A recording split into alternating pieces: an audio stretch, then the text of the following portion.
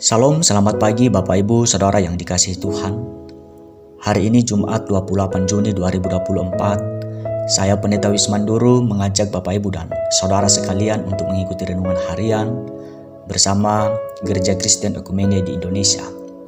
Dengan berpedoman pada pola 4M, yaitu menerima, merenungkan, melakukan, dan membagikan firman Tuhan. Sebelumnya, mari kita bersatu dalam doa. Kita berdoa. Tuhan Yesus yang baik, Sang Pemilik kehidupan manusia, kami sungguh bersyukur atas berbagai bentuk pemeliharaan Tuhan, sehingga kami dapat kembali merenungkan firman-Mu dalam renungan singkat untuk GKO seluruh Indonesia. Berkatilah renungan ini ya Tuhan, dan biarlah firman yang kami bacakan, kami renungkan, dapat meneguhkan iman dan memberkati semua kami yang mendengarkannya. Terpujilah Engkau Kristus kekal untuk selamanya. Haleluya. Amin. Bacaan firman Tuhan dalam renungan ini terdapat dalam Injil Markus pasal 4 ayat yang ke-39. Markus pasal 4 ayat yang ke-39, demikianlah firman Tuhan.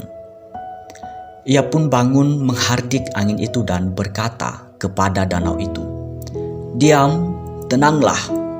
Lalu angin itu dan danau itu menjadi teduh sekali. Amin. Saudaraku, tema perenungan firman Tuhan ini yaitu tenang, diamlah. Dalam bacaan ini ada 3 pertanyaan yang akan kita sama-sama renungkan. Yang pertama, apakah yang dilakukan Yesus setelah bangun tidur? Tuhan Yesus bangun dan menghardik angin itu.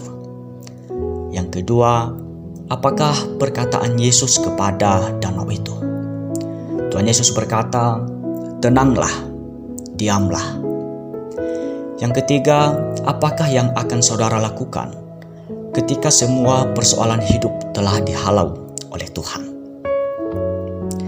Saudaraku, kata-kata perintah yang dipakai Kristus untuk menghardik angin ribut itu terdapat dalam Injil Markus, tetapi tidak ada dalam Injil Matius. Ia berkata, "Diam, tenanglah." Artinya, biarlah angin berhenti menderu dan ombak tidak lagi mengamuk. Oleh karena Yesus meredahkan deru lautan dan deru gelombangnya. Bunyi deru laut dan gelombang di sini diberikan penekanan khusus. Deru itu sangat mengancam dan mengerikan. Jadi biarlah kita tidak mendengarnya lagi. Sekaligus hal ini menekankan kepada kita bahwa yang pertama, bila hati kita jahat sama seperti laut yang berombak-ombak, hidupnya tidak dapat tenang. Seperti firman Tuhan dalam Yesaya pasal 57 ayat yang ke-20.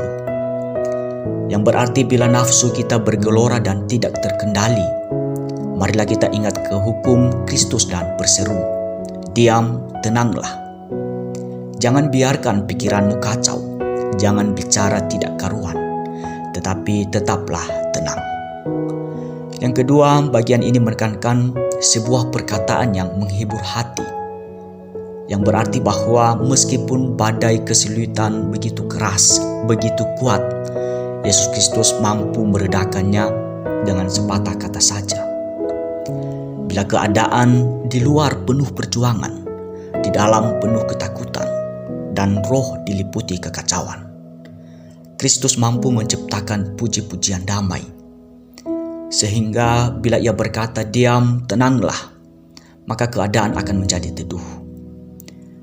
Perkataan ini diucapkan sebagai hak khusus Allah untuk memerintah laut, seperti yang terdapat dalam Yeremia pasal 31 ayat yang ke-35.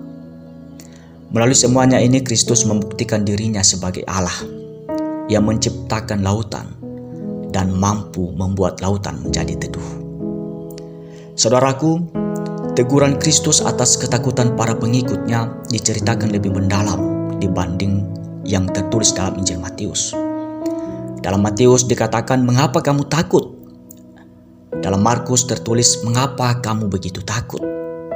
Artinya, meskipun ada saja penyebab untuk merasa takut, tetapi janganlah menjadi begitu ketakutan seperti ini.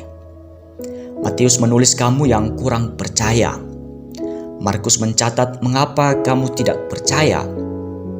Saudaraku, bukan karena murid-murid itu tidak beriman. Tidak. Mereka percaya bahwa Yesus adalah Kristus, Anak Allah. Namun pada saat itu ketakutan mereka begitu kuat sehingga mereka tampak seakan tidak beriman sama sekali.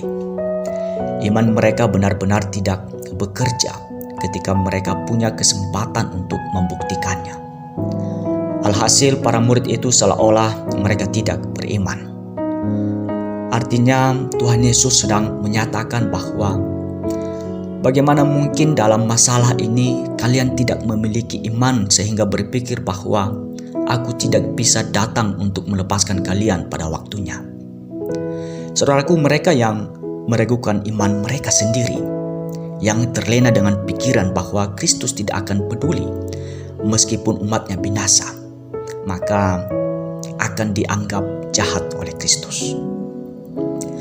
Bapak Ibu Saudara yang dikasihi Tuhan, maka bagian ini ketika pertanyaan yang terakhir, apa yang akan kita lakukan ketika semua persoalan hidup kita telah dihalau oleh Tuhan?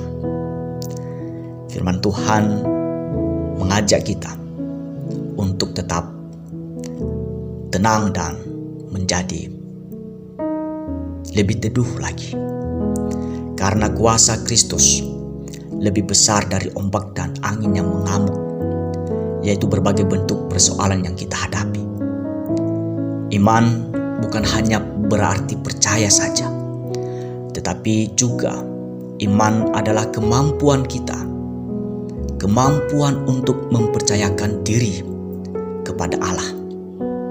Dan kesungguhan ini akan membuat diri kita menjadi lebih tenang.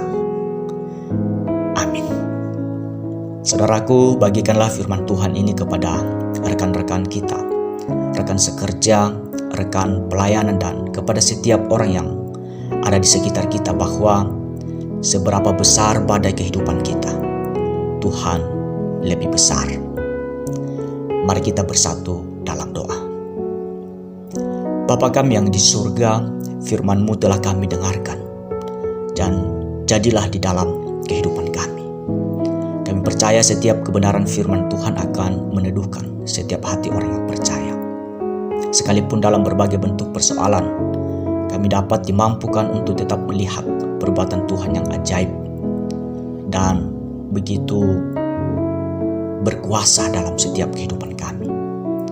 Terima kasih Bapa di surga, hari ini dalam berbagai aktivitas yang akan kami kerjakan, kami percaya Tuhan ada dalam menyertai, dalam memagari setiap kami dengan kuat kuasa Roh Kudus Tuhan. Terpujilah nama-Mu ya Allah Bapa di surga.